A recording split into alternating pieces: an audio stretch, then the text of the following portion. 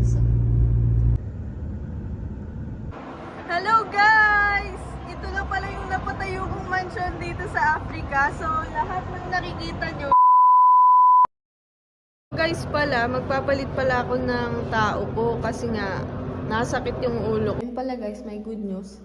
Nakakagawa na kami ng Facebook account. So pwede na rin po kayong mag-follow doon.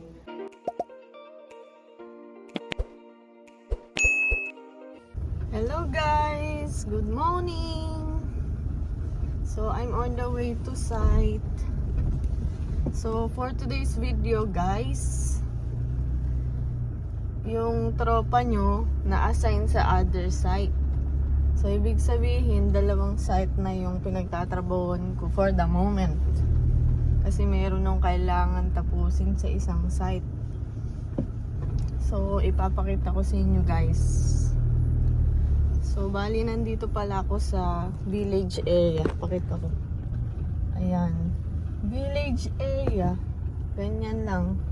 Ito yung backside road sa aming bahay. So, kasi kapag ka mga ganitong oras, traffic na dun sa highway. Kaya dito na ako dumadaan. Shortcut to Oh, ganun siya guys. So, itutur ko kayo sa another side ko, ha?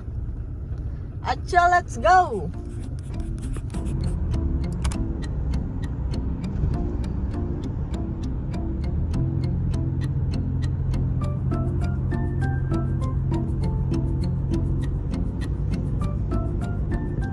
So, guys, bali pala, punta muna ako ng solar site. Pipick upin ko yung mga workers ko doon na inassign ko sa other site.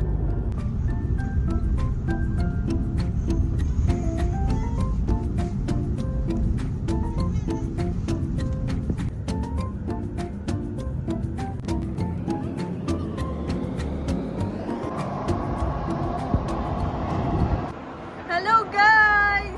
Ito na pala yung napatayo kong mansion dito sa Africa. So lahat ng nakikita nyo, hindi sa akin yan guys.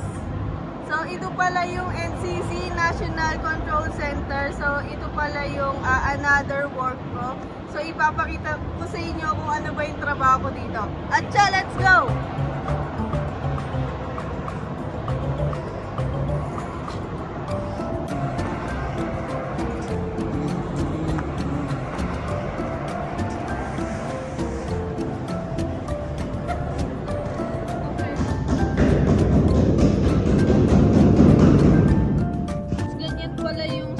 Ginagamit namin.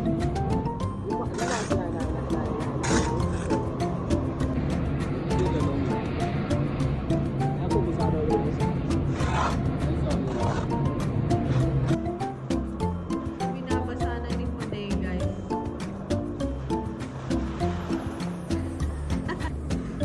So guys, nag-start na sila.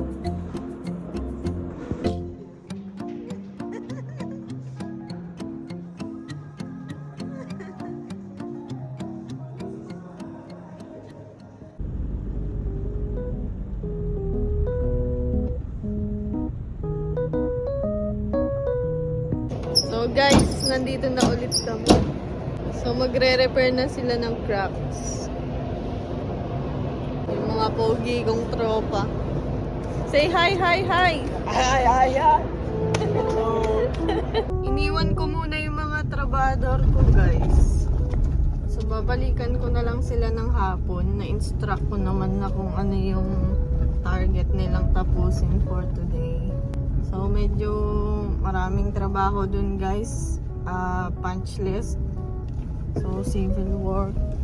Then kailangan din namin i-repaint yung building inside and outside. So we'll try guys na matapos siya as soon as possible. Yung building na yun, malapit na siya maging operational. Tawag dun sa building na yun NCC, National Control Center. So from there guys, makokontrol mo lahat ng substation, solar plant, and yung mga dispatch nila. So ganun guys. So bali guys, magla-lunch na ako nito. the way back to house for lunch. So medyo malayo siya guys ah. Di ba malayo na yung sa solar? Ito mas malayo. Tapos yung daan niya guys, maalikabok na rin talaga, tsaka medyo rough. Pero carry lang.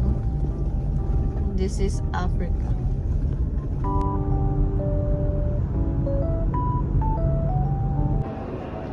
Hello guys! So nandito tayo ulit sa NCC.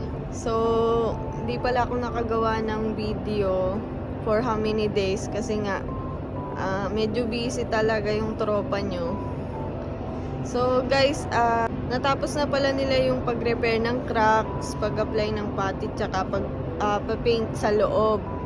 So ngayon, still ongoing pa rin yung pagpipintura nila sa labas. Guys pala, magpapalit pala ako ng tao ko kasi nga nasakit yung ulo ko. Gustong sumahod pero ayaw magtrabaho. So bukas iba na yung mga trabahador ko niyan. So bali pala guys niyan, maya-maya babalik na rin ako ng solar. Hintayin ko lang yung manager namin. Kasi merong kailangan gawin dito sa control room. Tapos yung mga tropa ko nagbabaon naman yan eh. So hapon ko na ulit sila susunduin. So bali na-instruct ko naman na sila kung ano yung dapat nilang gawin for today. Tsaka nabili ko naman na yung materialis na kailangan nila. Si Podeo, full of mastic o paint. Podeo is a painter now. Professional. Punta na pala akong solar site guys. So guys, pabalik na yung tropa nyo ng solar. Need ko rin palang bumili ng diesel para sa tractor. Kailangan kasi siyang i-travel papunta sa mechanic shop. Di pa kasi siya naayos eh. Guys, so tingnan nyo, nakakatuwa naman. Merong nagkusang magbasa ng daan para hindi sobrang alikabok. Meron ng diesel guys. So guys, balik na pala ako ng bahay for lunch. Nag-travel na rin pala yung tractor, nasa likod ko.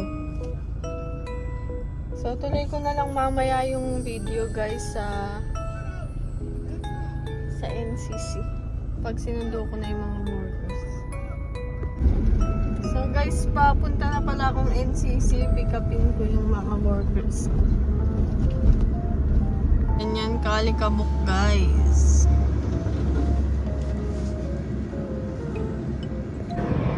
So guys pala, kinalculate ko yung tinatakbo ng sasakyan araw-araw Nung nag-start akong mag-work dito, mga nasa 80 to 90 kilometers per day. So bali babalik na pala kami guys. Hatid ko na sila sa solar site. Bukas ulit. Bye-bye! Golden hour guys. Lord.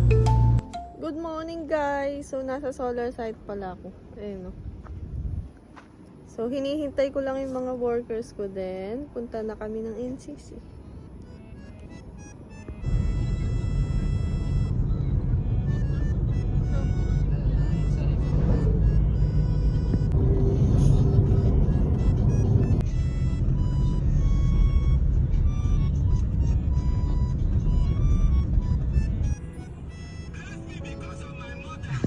So guys, nandito na yung mga tropa.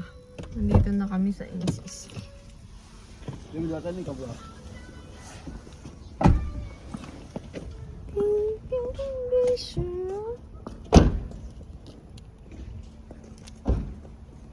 So guys, sobrang taas kasi pinag-uusapan nila kung paano lilinisin yung sa bintana.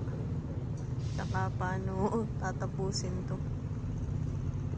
Pero magpapadala ako ng crane guys. Yung mga di nila maaabot, crane na lang yung gagamitin.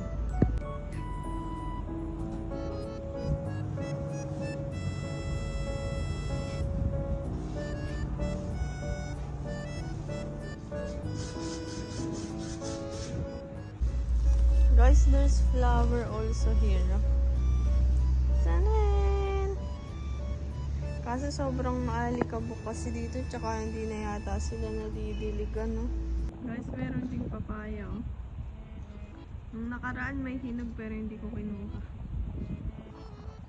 Kasi sa kanila yan eh. Linis muna sila, oh. Bago magpintura.